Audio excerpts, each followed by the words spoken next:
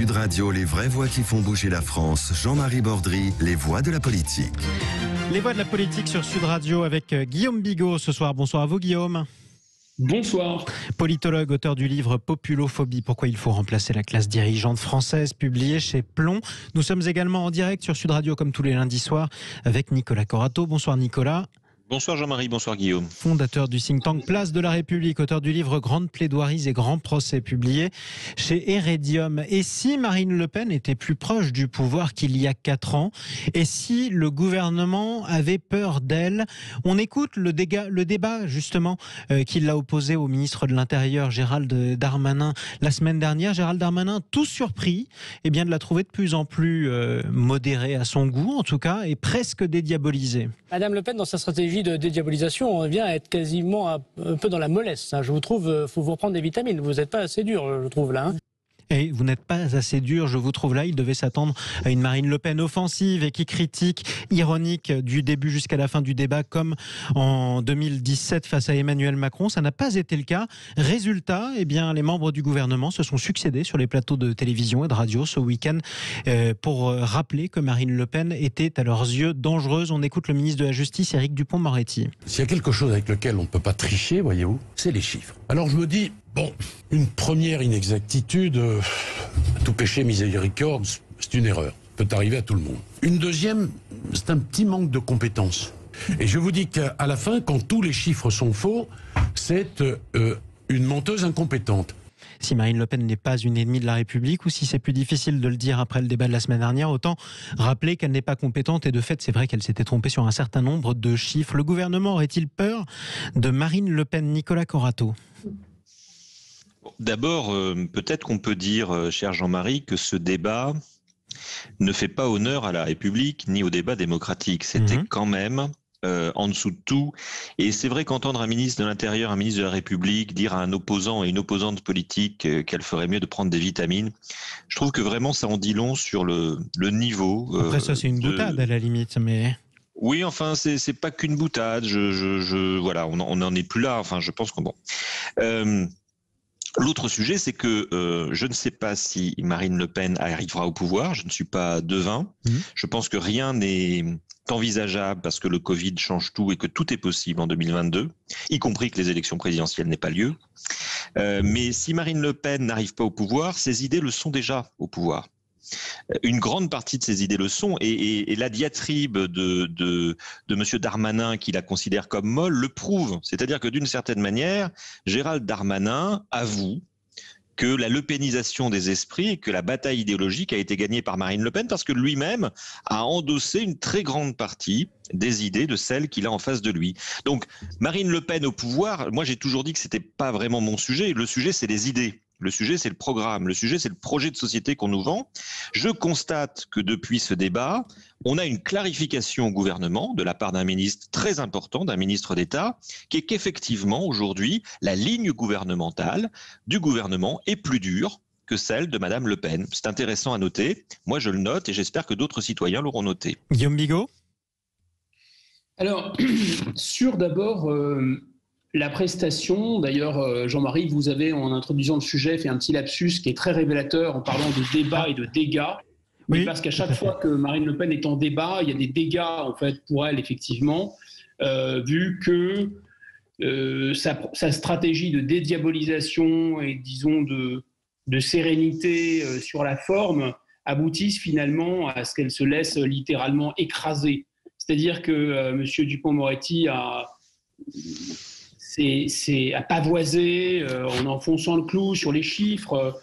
Je ne sais même pas, moi je n'ai pas assisté à ce débat, mais 277 000 cartes de séjour, évidemment, c'est complètement scandaleux d'omettre les 178 000 demandeurs d'asile de 2019 et les 16 000 mineurs isolés.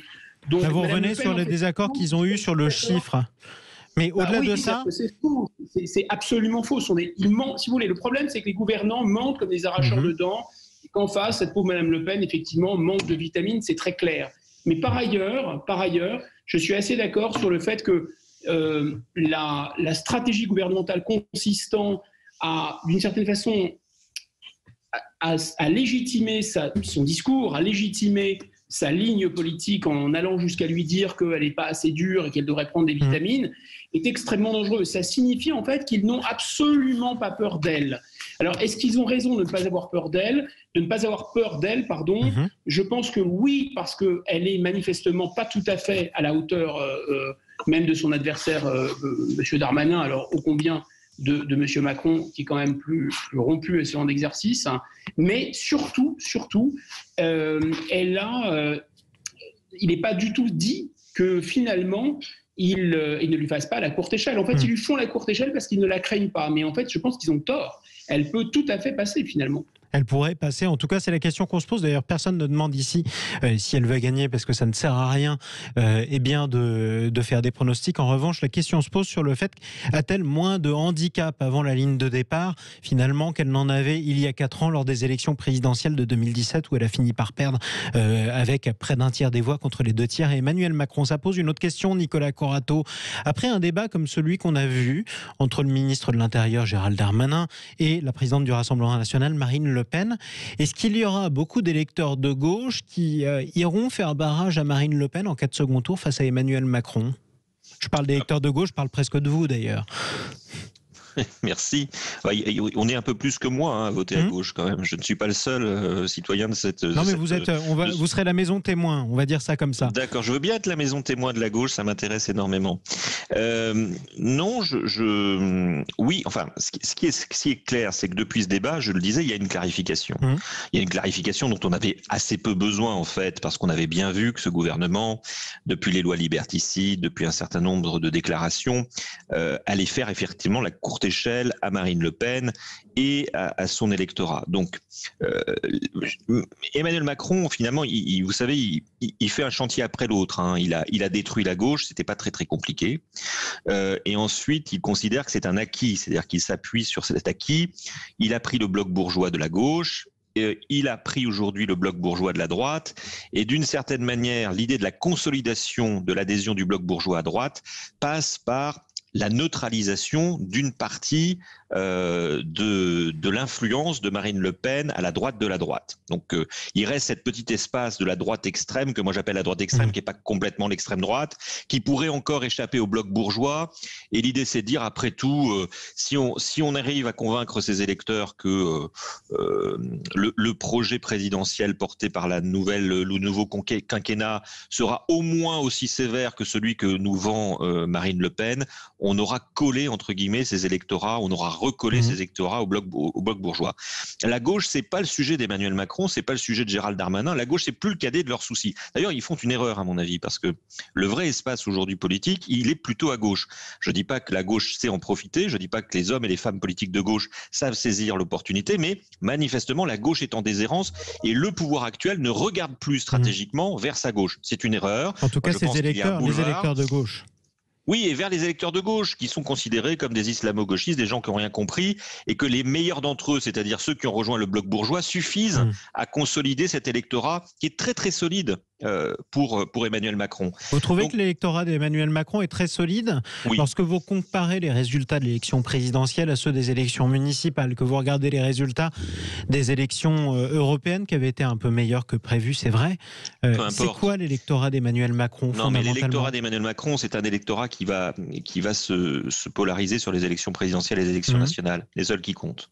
Le bloc d'Emmanuel Macron, et on le voit dans tous les sondages, malgré les résultats électoraux, il reste très stable et il reste très, très en place.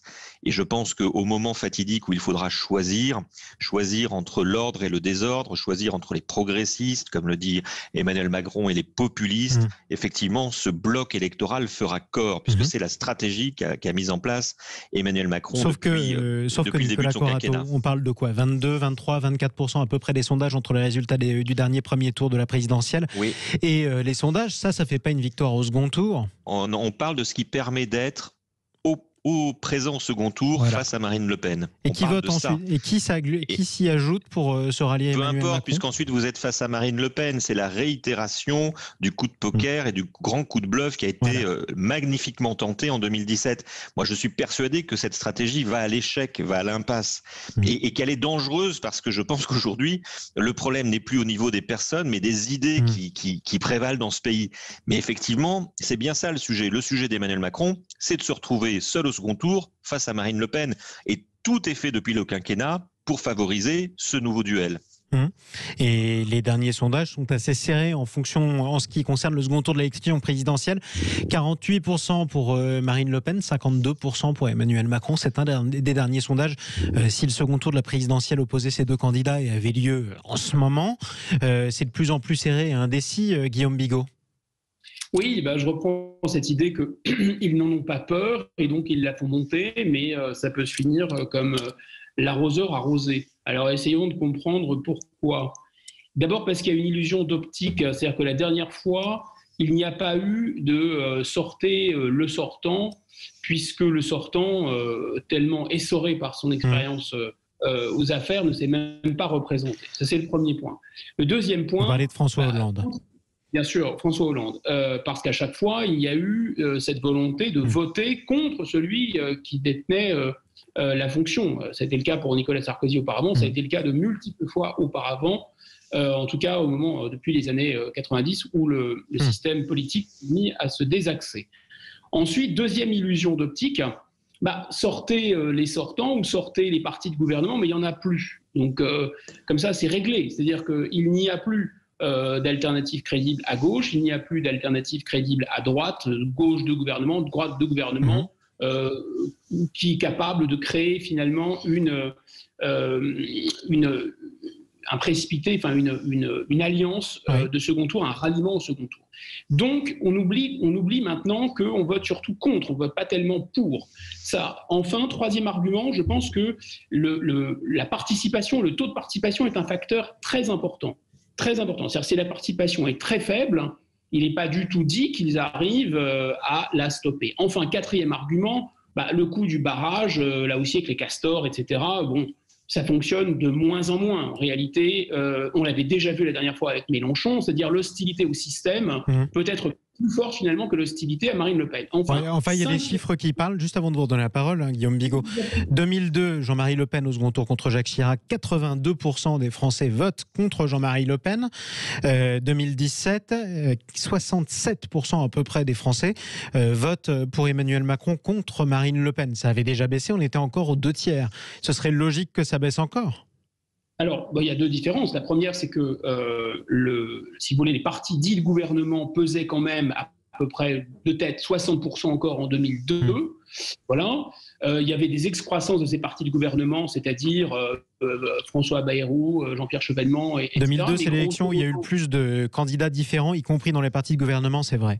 Un morcellement, absolument. Ça, c'est le premier argument. Et puis, la fille n'est pas le père, évidemment, la fille n'est pas le père. Et enfin... la conjoncture, politique, si on en est à avoir, si vous voulez, la diabolisation, c'était une diabolisation des personnes, mais c'était aussi et surtout une diabolisation des programmes. Là, si on a un ministre de l'Intérieur qui dit de Mme Le Pen, sur sa thématique qui est la plus clivante, qu'elle est trop molle, il y a une légitimation totale du programmatique, de la partie programmatique. Mais surtout, il ne faut pas écarter une option de cynisme aussi de certains acteurs politiques. Souvenons-nous de ce qu'avait fait Jacques Chirac, il avait donné le coup de pied de l'âne à Valéry Giscard d'Estaing.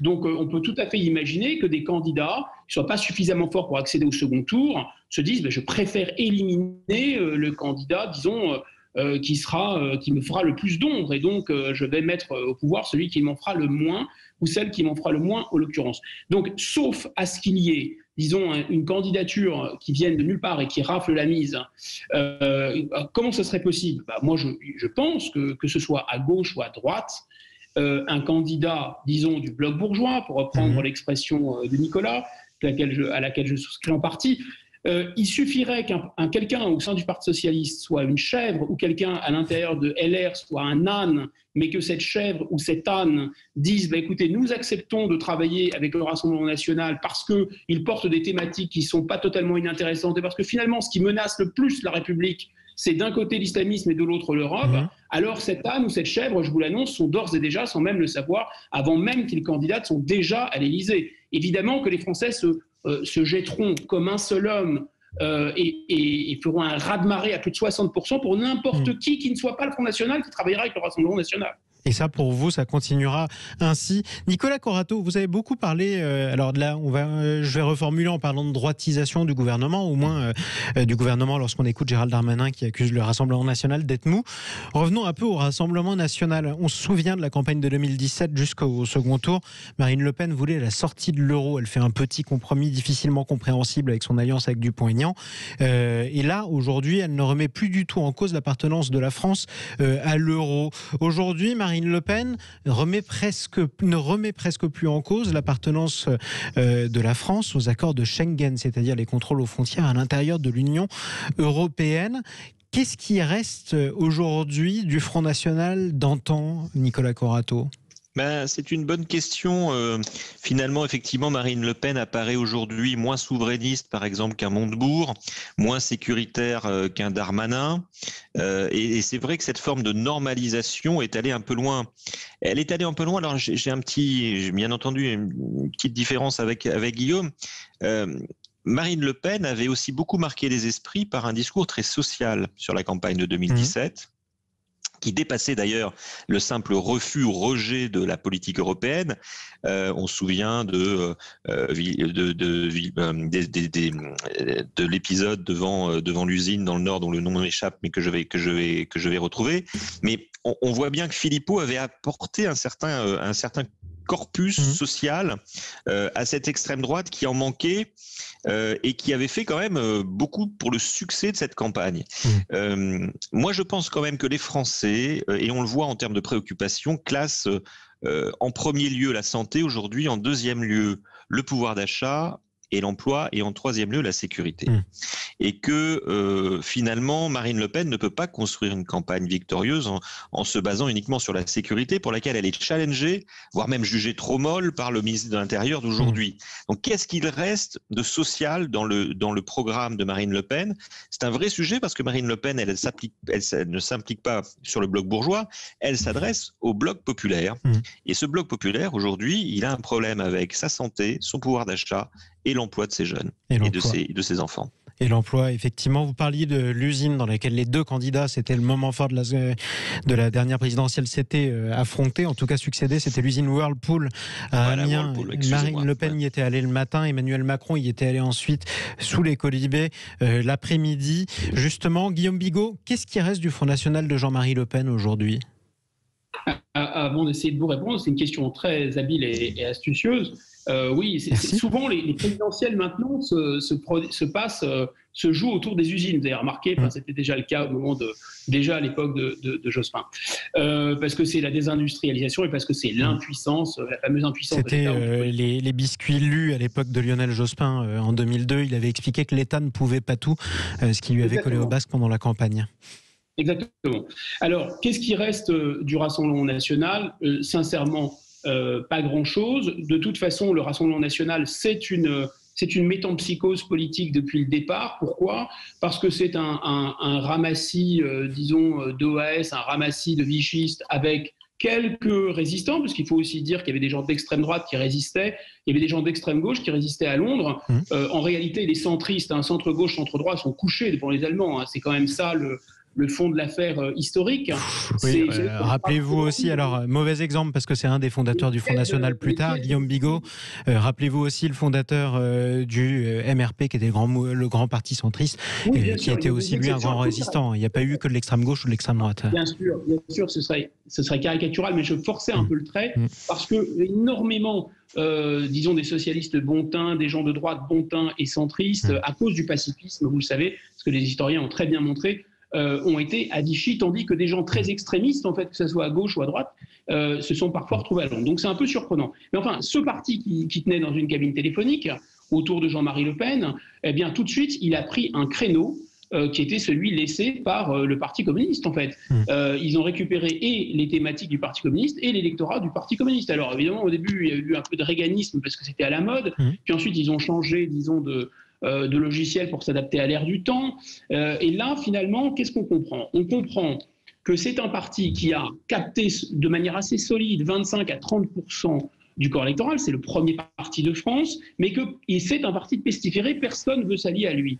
Donc évidemment, la résolution de l'inconnu de cette équation, l'inconnu politique de cette équation, c'est que quelqu'un à l'extérieur du Rassemblement national, qui représente ce fameux bloc bourgeois, accepte de travailler avec eux. Et là, aussi sec et aussi tôt, pour deux raisons, ce candidat ou cette candidate sera immédiatement à l'Élysée.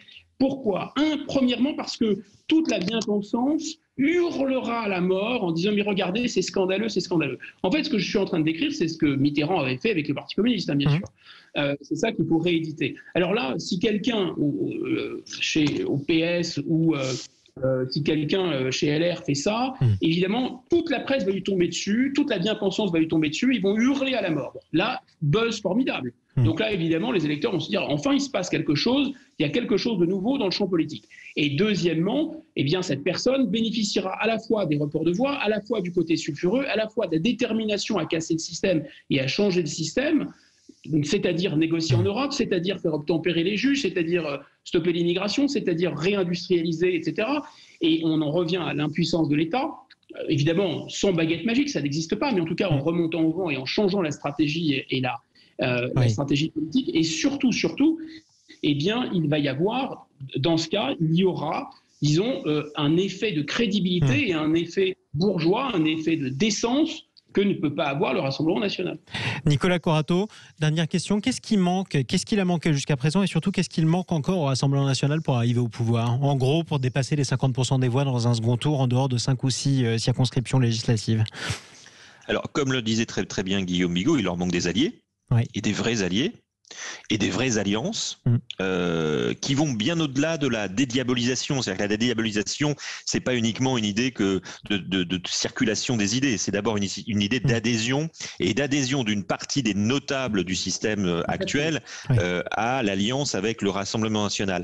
Et puis, je pense qu'il manque à ce parti aussi une défamilisation, si je peux dire ainsi. C'est-à-dire que tant que ce parti restera l'épicerie de la famille Le Pen, moi je pense que ce parti n'a aucune chance d'accéder au pouvoir. Ce parti accédera au pouvoir quand il aura coupé le cordon ombilical avec la famille Le Pen et que d'autres pourront porter publiquement le leadership de ce parti et de ses idées. Ce serait en tout cas ce qui s'est passé d'ailleurs et déjà produit au moins en Italie pour ce qui est de l'ancienne Ligue du Nord qui est devenue la Ligue. C'est l'exemple que j'ai en tête. C'est l'exemple que vous aviez effectivement en tête. Merci à vous d'être intervenus tous les deux ce soir sur Sud Radio. Merci. Nicolas Corato, fondateur du think tank Place de la République, auteur du livre Grandes plaidoiries et grands procès, l'art de l'éloquence depuis le XVe siècle. C'est publié chez Heredium. Merci à vous Guillaume Bigot, politologue, auteur du livre Populophobie. Pourquoi il faut remplacer, d'après vous, d'après Guillaume Bigot, la classe dirigeante française. C'est publié chez Plomb. Bonne soirée à tous les deux, chers amis. La suite des vraies voix qui font bouger la France. Dans un instant, parlons vrai avec les entrepreneurs. C'est sur Sud Radio, c'est également sur Bismart et vous retrouvez tout de suite Stéphane Soumier.